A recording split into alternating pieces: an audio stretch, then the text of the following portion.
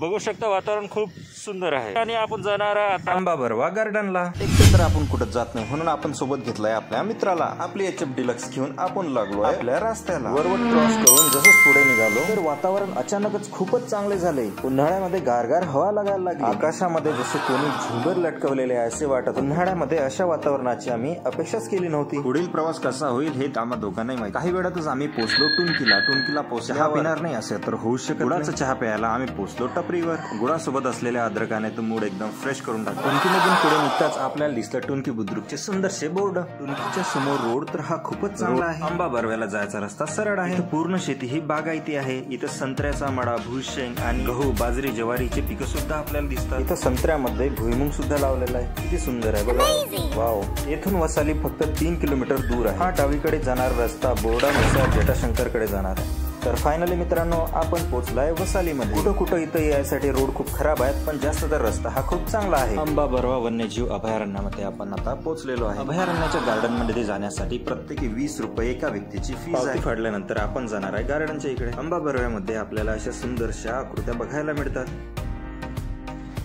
तर हे नमस्कार मित्रांनो, आपण आलेलो आहे आता आंबा बरवा अभयारण्यामध्ये। तर आपण बघू शकता तर ते आहे प्रवेशद्वार। प्रवेशद्वारामधून आपण प्रवेश केलेला आहे आणि 40 रुपयाची पावती 2 जणांची फाडलेली आहे आणि तिथून इथं आहे ग्रीन हॉटेल वगैरे।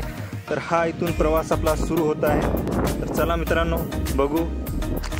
चांगली स्टाईल वगैरे बसवलेली आहे आणि खूप सुंदर अशी पायवाट बनवलेली आहे। तर बघू शकता हे पूर्ण एक जंगल आहे। या जंगलामध्ये अशी पायवाट आगे पुढे जायला सुद्धा बनवलेली। तर इथं वन्यजीवांचे येणे जाणे चालूच राहते। इथं बघू शकता हा वाघ आहे। या वाघाला सुद्धा इथंच सुद्धा ओरिजिनल वाघ हा भेटायला येते। तिकडे जायचा रस्ता काही आहे का? तो वरती जाता तो काहीच नाही आहे। ठीक आहे। तर इथे जवळच आपल्याला खूप सुंदर असा पिकॉक बघायला मिळतो। आता उन्हाळा असल्यामुळे हिरवळ जरा कमीच आहे। तर इथे जवळच छत्रपती श्री शिवाजी महाराजांचा पुतळा आहे। जवळच भगवा ध्वज हा फडकत आहे। खूपच सुंदर आणि छान अशी ही प्रतिमा इथं बसवलेली आहे। छत्रपती शिवाजी महाराजांची आसनारूढ प्रतिमा खरंच खूपच सुंदर आहे। इथे समोरच एक छोटासा ब्रिज आहे ज्याच्यावरून आपण आता समोर जाणार आहोत। या ब्रिजची उंची जास्त नाही पण पावसाळ्यामध्ये इथे देखण्यासारखे वातावरण जरूरच असेल। खूप निसर्गरम्य असं वातावरण आहे। आपल्या सोबतच आहेत आपले भाऊ। तर भाऊंना आपण थोडेसे प्रश्न विचारणार। अच्छा भाऊ, एक गोष्ट सांगा, जर समजा आपल्याला इथं अचानक वाघोबा भेटले तर आपण काय करणार? आपण तर काही नाही करू शकत। जे पण करणार ते वाघच करणार। आपण काय करू शकतो?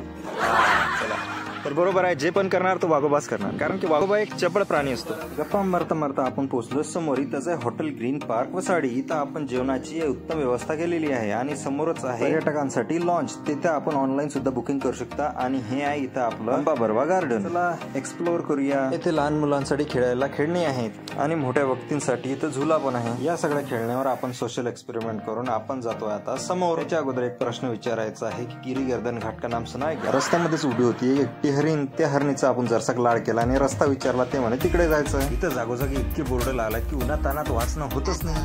दूरच लव मेळघाट प्रकल्पाचा आपल्याला बोर्ड दिसत होता। निसर्ग माहिती केंद्र वसाली हे आहे त्यांचं ऑफिस। वाघाचे आणि म्हशीचे मुंडके असे ओरिजिनल दिसत होते जसं काही ते खरोखरच आहेत। वेळ आले आपल्या मोबाईलच्या क्लॅरिटीची जादू दाखवायची, तर आपण ते बघू शकतो।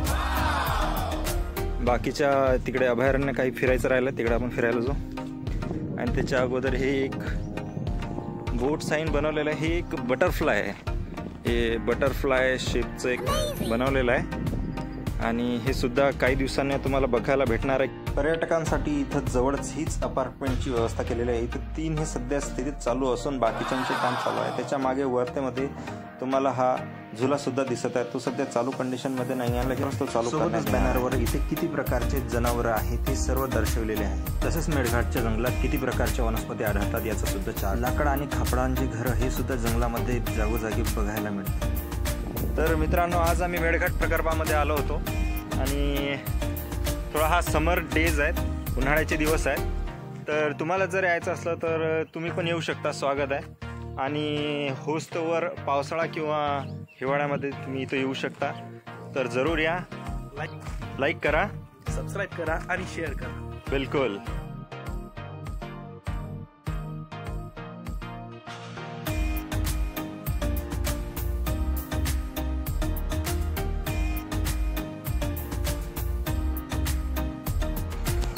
तर मित्रांनो सूर्य इथे डुबलेला आहे आणि आपण जात आहोत परत. तरी पण काही लोक येत आहेत.